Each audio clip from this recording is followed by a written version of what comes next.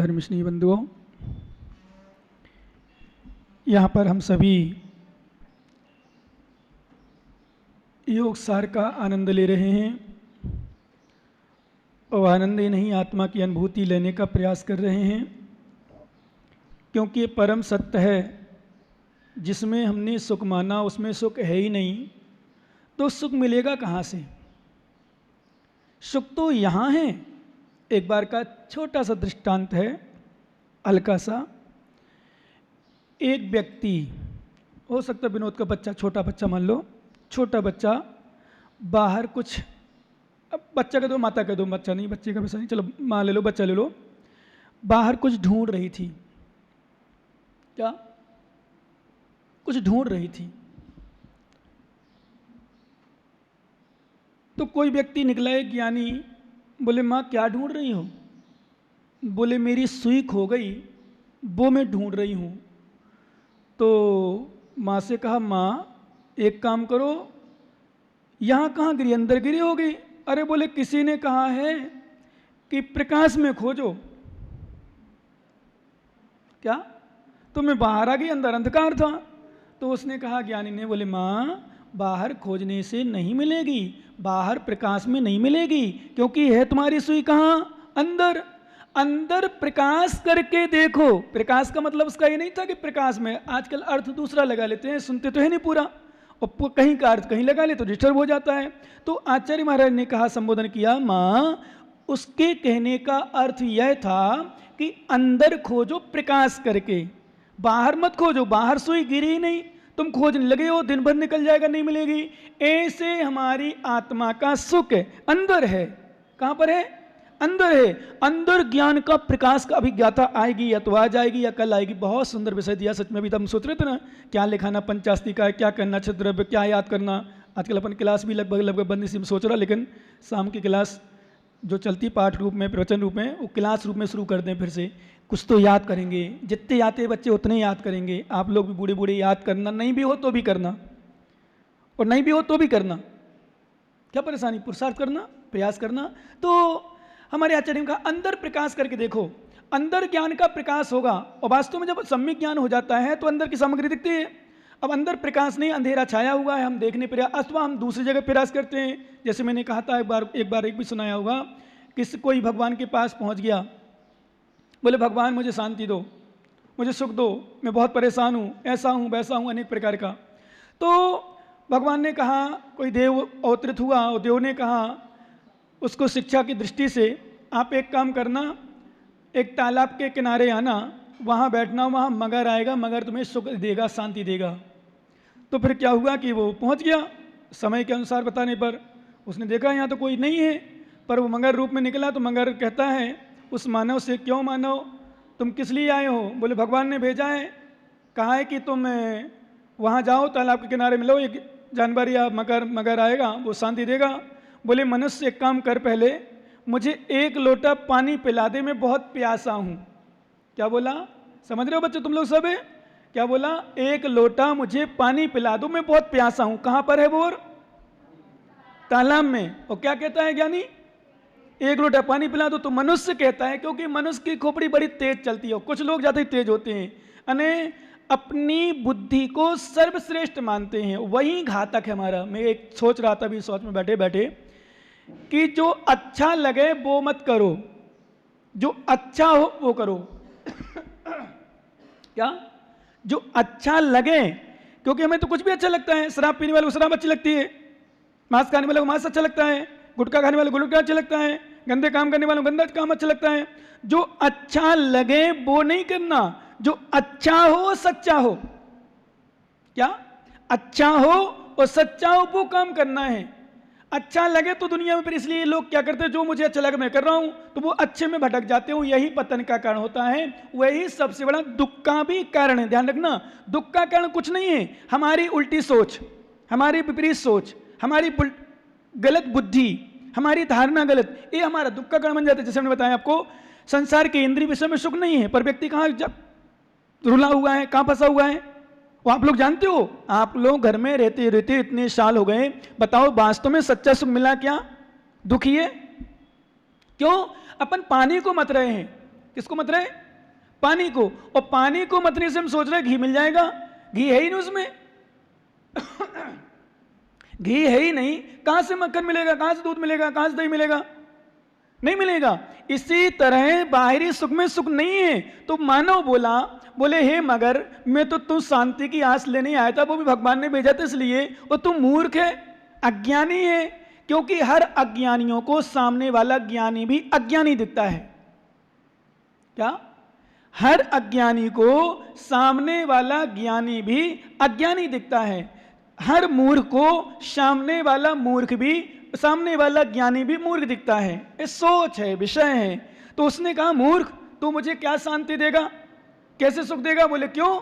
बोले तू इतने लबालब पानी में भरा है, इस तालाब का मीठा पानी है, और तू मुझसे पानी मांग रहा है। बोले हे मानव, यही तो मैं तुझे उपदेश दे रहा हूं कि तेरी आत्मा में सुख है, तेरी आत्मा में शांति है, और तू मुझसे मांगने आया है। जा बैठ जा एकांत में कहीं, वहीं सुख और शांति है।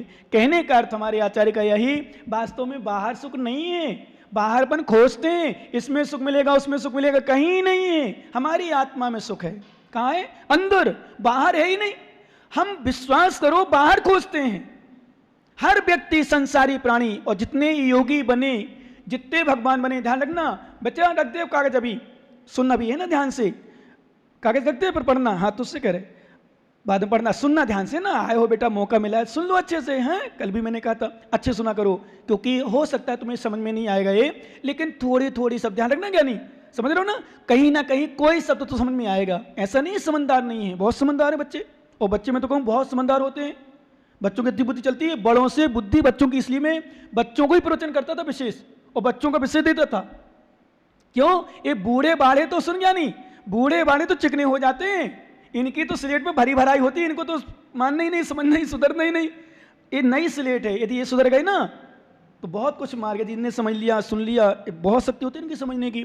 इसलिए हम बच्चों को विशेष, क्योंकि जो भरे भराए होते हैं ना, 50 के ऊपर पहुंचे तो विश्वास करना, 50 के ऊपर पहुंचने पर बुद्धि, अब जैसे संस्कार में ढल गई पहले, उसका फिर चेंज करना मुश्किल पड़ता है।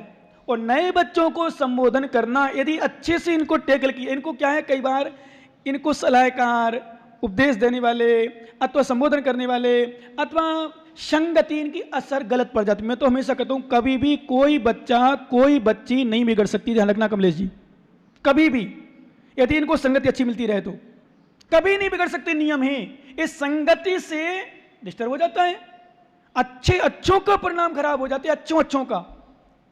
जैसे मैं हमेशा दृष्टांत देता हूं, अभी आप बैठे हो यहां, और बाहर बढ़िया पट्टी है ना मंदिर की पट्टी के सामने बढ़िया सफाई करके, और फ्लैक्स बिछा करके अथवा पर्दा बिछा करके बढ़िया आइसक्रीम की प्लेट लगा दी जाए, अथवा कचौड़ी जलेब की प्लेट लगा दी जाए। ओ मजा आ गया, प्रवचन के बाद मिलोगे। अभी खाने की इच्छा नहीं हो, शायद कोई नाश्ता बहुत कम करते भी होंगे, करके आए जो कर गए, दूध पानी पी लेते होंगे, चाय वगैरह, पर नाश्ता बहुत कम करते हो तो कर ले वैसा है। लेकिन अभी कोई दृष्टि नहीं है, पर देखते ही उसका प्रभाव है।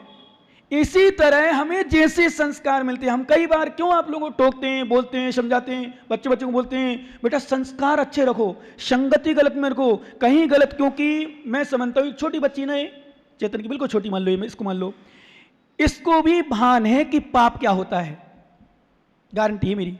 पाप मतलब ठीक है, उतनी ज्यादा गहराई में नहीं जा पाएगी, सूक्ष्म पाप नहीं जा समझ पाएगी, पर यदि गलत कोई बात करे ना, गलत कोई क्रिया करे किसी प्रकार की, समझो आप लोगों, तो वो समझ जाए गलत कर रहे, मेरे साथ गलत हो रहा, इसका मतलब पाप को पाप समझते हैं।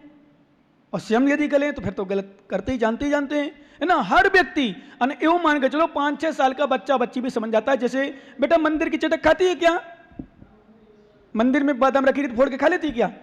मंदिर में कोई फल चढ़ा जाए, एप्पल चढ़ा जाए, खा जाएगी? लड्डू चढ़ता है, नहीं खाएगी ना, क्यों? क्योंकि पाप पड़ता है। बच्चे को ज्ञान है क्या? अथवा और भी कोई व्यक्ति, कोई सदस्य कोई गलत काम करने का प्रयास करे, वो गलत समझती है।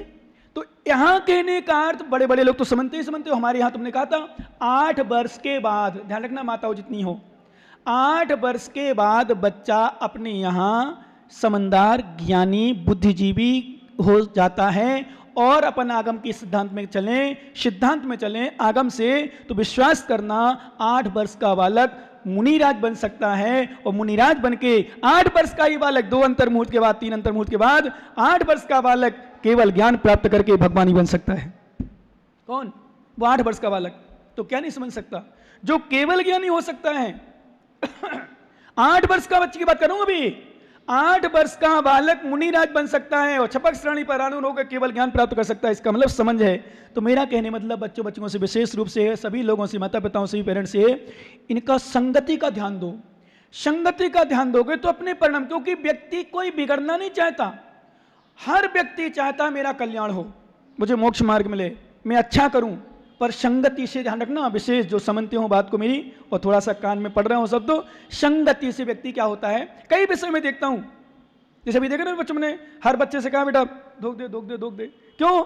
आते हैं सीधे बैठ जाते हैं, पता नहीं देख देख के यदि एक करता है, माँ होती ना तो माँ नमोस्तु करती है अथवा पूजा करती है अथवा स्वाध्याय करती है, तो छोटा सा बच्चा भले वो 1.5 साल का 1 साल का हो, वो माँ को देखते देखते, मैंने इतना तक देखा है, यदि माँ गवासन से करती है तो बच्चा गवासन से बैठने का प्रयास करता है, नहीं गवासन से बैठ पाता तो पैर पसार ले, पालती लगा गालती पालती कुछ भी कर ले, और खड़े खड़े करती है तो बच्चे भी खड़ा खड़ा करता है, देख देख कर प्रभाव पड़ता है। इसी तरह ध्यान रखना, अच्छे यदि संस्कार लेना हो, अच्छा यदि हमें बनना हो, अच्छों के साथ रहें, जिनकी बुद्धि अच्छी चलती है, जिनका क्रियाएं अच्छी हैं, जिनका सोच अच्छा है, जिनका विचार अच्छा है, ऐसे लोगों के साथ चलोगे और विश्वास करने यदि पापी के साथ रहोगे तो पाप जैसे भाव होंगे। जैसे संस्कार की गुटखा खाने वाला गुटखा नहीं खाता शुरू में, पहले साथ में रहते रहते धीरे धीरे हैबिट पड़ती है। इसलिए हमारे आचार्य महाराज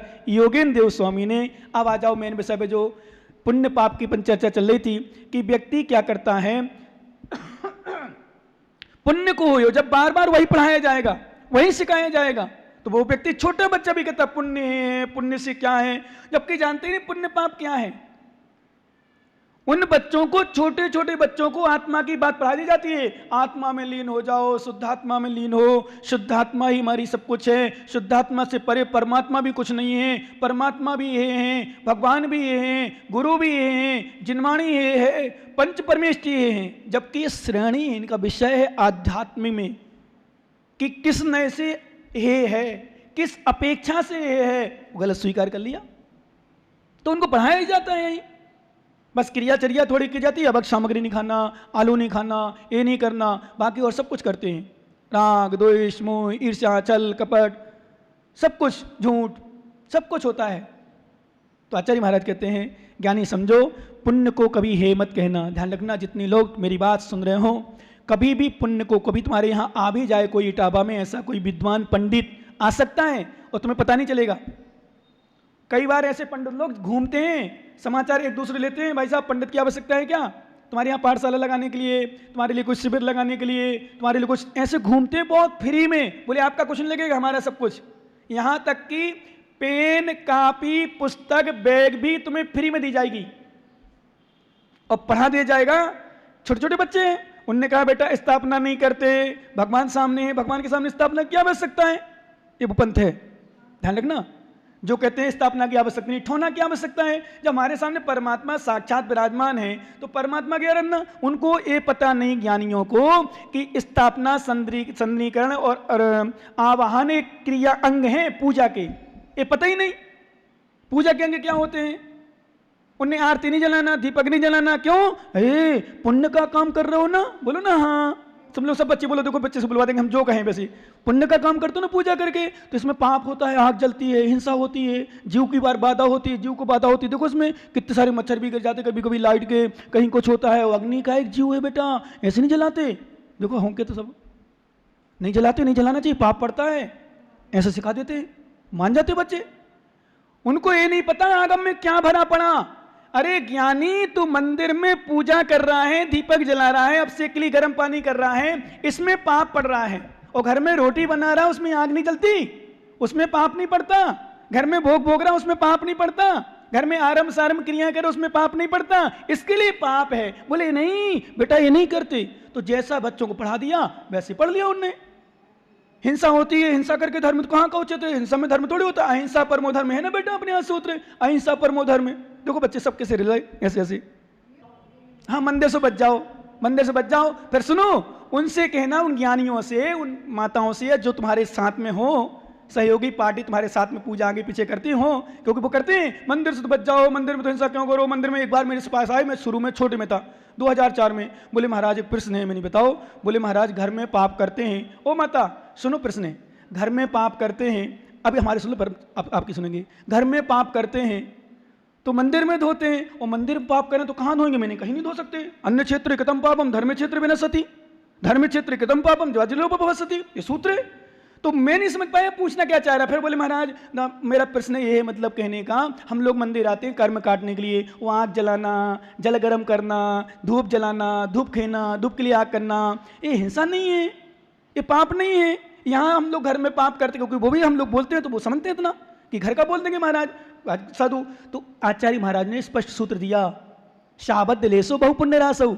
वहां हमारी हिंसा के भाव नहीं है, हमारी पूजा के भाव है, और तुम्हारा आरंभ सारंभ का त्याग नहीं है। तुम गृहस्थ हो, साधु नहीं हो, तुम साधु नहीं हो, तुम गृहस्थ हो, ज्ञानी। तुम्हारा त्याग नहीं है, अभी तुम्हारा त्याग नहीं है, तुम्हारा दीप जलाना हिंसा त्याग नहीं है, तुम अभी कोई महावृत्ति नहीं बन गए हो, तुम्हारा धूप जलाना हिंसा का त्याग नहीं है। और दूसरी बात, तुम्हारा पाप का उसमें लक्ष्य नहीं है, धर्म के लिए कर रहे हो। धर्म के लिए हिंसा भी यदि छोटी में, ध्यान रखना, साबद्ध लेसो बहुपुण्य रासो। आचार्य महाराज ने कहा कि बहुका कणकर से स्पट दिया समुद्र भर पानी में। बताओ अब तर्क है, अब तो हम बिल्कुल घुमा फिरा नहीं कर रहे। समुद्र भर पानी में एक दो बूंद बिस्की मिल जाएंगी तो क्या हानि है? हाँ, एक दो बूंद पानी में, एक दो बूंद पानी समुद्र विष तो हम फिर भी मान सकते हैं। लोटा भर पानी में, लोटा भर दूध में एक दो बूंद बूस मिल जाए, मान सकते हैं। पर एक कुआं भर पानी है, अथवा समुद्र भर दिया समाचार्य महाराज ने, समुद्र भर पानी में एक दो बूंद बिस्की मिल जाएंगी, सुरेंद्र भैया क्या होगा बताओ? मार देगा क्या वो विष? नहीं मारेगा। क्यों? क्योंकि समुद्र भर पानी है। ऐसे ज्ञानी ध्यान रखना, इसी तरह पुण्य की राशि बहुत है, पुण्य की राशि बहुत है, पुण्य की भावना नहीं है, पुण्य धर्म कर रहे हैं, उसमें यदि कथनचित थोड़ी हिंसा भी होती है तो फिर तुम्हारी हिंसा नहीं कहलाएगी। वो हिंसा है परंतु तुम्हारी योग्य है, तुम हाँ कर सकते हो, आपको करने के लिए त्याग नहीं है। ऐसे पुण्य नहीं करो, पुण्य फिर पुण्य नहीं करो तो क्या करोगे? मैंने चिंतन किया बहुत सारे। ये बताओ, हमने आपको कहा नहाना है अथवा पानी डालना है, गंदा पानी रखा है, एक साफ पानी रखा, कौन सा पानी डालोगे? साफ पानी डालोगे, अंदर थोड़ा डालोगे। ऐसे कर्म से बंध नहीं है तो हम साफ पानी डालेंगे।